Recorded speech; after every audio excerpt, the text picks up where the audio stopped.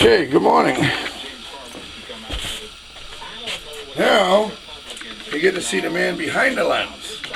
Good morning, America. Former Staff Sergeant O'Clair Ronald L. at your service, United States Air Force, Reserve of the Air Force, formerly attached out of 439th Combat Support Group out of Westover. Leftover Westover. What's left of it, because of Richard Nixon, we're the only state, Massachusetts, that did not support his re-election for the second term. And guess what? He paid us back. Oh, yes, he did. He closed Otis. He closed Portsmouth. He closed Kittery. Oh, boy, he decimated the military government industrial complex in the Northeast. And that's because of us. Yeah, that's right. The Bay Staters. The Massachusetts people. The people that came in on the Mayflower. And by the way, part of me was here waiting for them. I have discovered my own roots. Goes back to 1633. A widow, Suzanne Avignon, a French name. Two sons came true. Their father had deceased. I don't know if they deceased in France where they came from or on a journey. 3 months in a leaky wooden vessel made out of wood by craftsmen.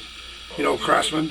The things of the past. People that, like my father, mechanic. I'm a mechanic from a long line of mechanics. This city of Worcester was built by mechanics. I'm going to get me a coffee right now. You see, this is how you live. Okay, so now, we have my Randy Carr and Laurie Carr beautiful mug with the top broken off of it in a fight, and they left it behind when they were unceremoniously asked to leave the premises. I have to cover this somewhere, but the material it's made out of that goes on this hinge like a Stein from Germany. Oh, by the way, I was there twice. Sprechen Sie Deutschwein here. Deutschland ist wunderbar, jawohl. Ja. Wiener Schnitzel, Apfelstrudel, ist wunderbar. Anyway, who cares about that? So, here I am, French, Irish, and American Indian. I got 2 tribes that I know of, Blackfoot and Crow, according to the genealogy, the oral genealogy, passed down to me by my dead-departed mother, whom Evelyn Bernita Clark O'Clair used to work at the Spanish Grill restaurant in this building. That's why I'm here. I could be anywhere in the world I want to be.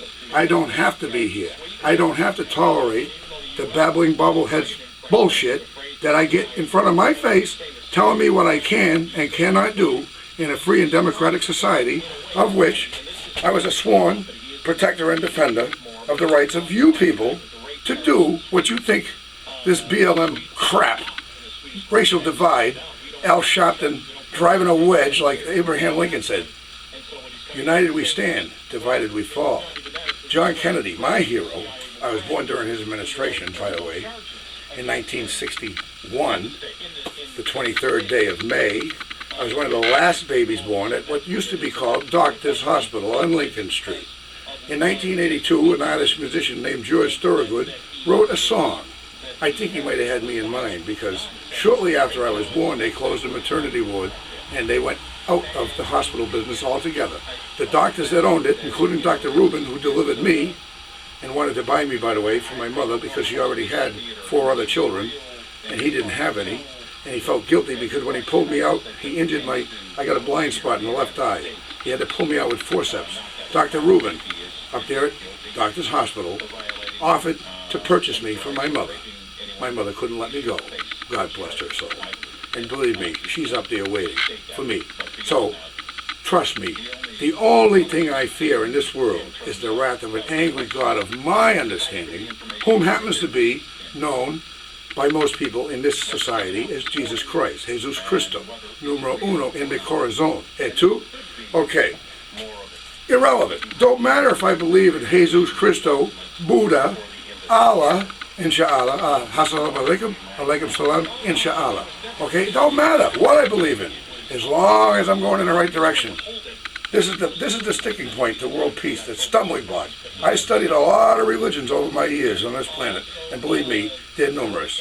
I'm 55 now, double nickels, the speed limit, okay? But guess what? In Germany, wunderbar, no speed limits, the Autobahn. It was a Hitler creation, but it's a wonderful invention.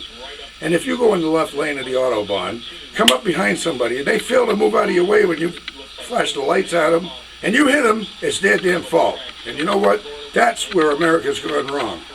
We have become a nation of ingrates. We've become a nation of Trigglypuffs protesting injustices that don't exist, that cannot exist under the law of these United States of America. We do not have gray areas. It's simple black-white economics. There's one thing here. There's 3 levels of government. Of course, there's 3 levels, there's 3 versions. You got the executive, the judicial, and the legislative. Then you also got local, state, and federal, okay? Now, I chose, out of my freedom of choice rights under the first, second, third, fourth, fifth, whatever amendments, I got the copy of that. I carry it with me. James McGovern, wonderful, wonderful congressman down here on East Worcester Street, 12 East Worcester Street, Worcester, Massachusetts, 01660, I believe is in the 08 area code. James McGovern, he's a congressman, he's a great, great guy. I don't agree with his Cuba stance and a lot of other things that he likes, but that's irrelevant. Because the man, I've met him, I've met his parents, I've marched with them in parades. I know that they're good people. I look into the eye, which is the window of the soul, and you can tell if this man is good or evil. I believe he's good. Same thing with Sarai Rivera. Oh, the one that Turtle Bigot calls Titi-Ho Rivera, which is an insult. It's horrible what this anonymous blogger gets away with in the name of freedom of the press. Well, guess what, Turtle Bigot? We're about to flush you down the toilet of Worcester's history because we don't need that intolerant behavior anymore. We do not exploit women. We do not exploit minorities, children. A man is supposed to raise his children and provide for their welfare, to be in their life. I don't have any children. You know why? Because I couldn't find my Sarah Connor. I want to find a woman who's going to be there when the balloon goes up with me, surviving and teaching the world how to. We're going to teach the world how to sing in perfect harmony. Oh, that was a beautiful commercial by Coke. John Lennon, another artist. Beautiful, beautiful works by John Lennon. You listen to his stuff, and it's a shame, they extinguished that light of John Lennon's genius. Same thing with John Kennedy. On November 22nd, 1963, I was 18 months old. All right, you figure it out. May 23rd, 1961, November 22nd, 1963. How many days do you come up with? Well, in that span of time, my parents were major influences. They were my whole world. They were my sphere of influence. And what I saw on the black and white television, I remember it distinctly. I remember everything. I'm like a freaking machine. Is it my fault? Well, some people would say, oh, you're crazy. Well, good.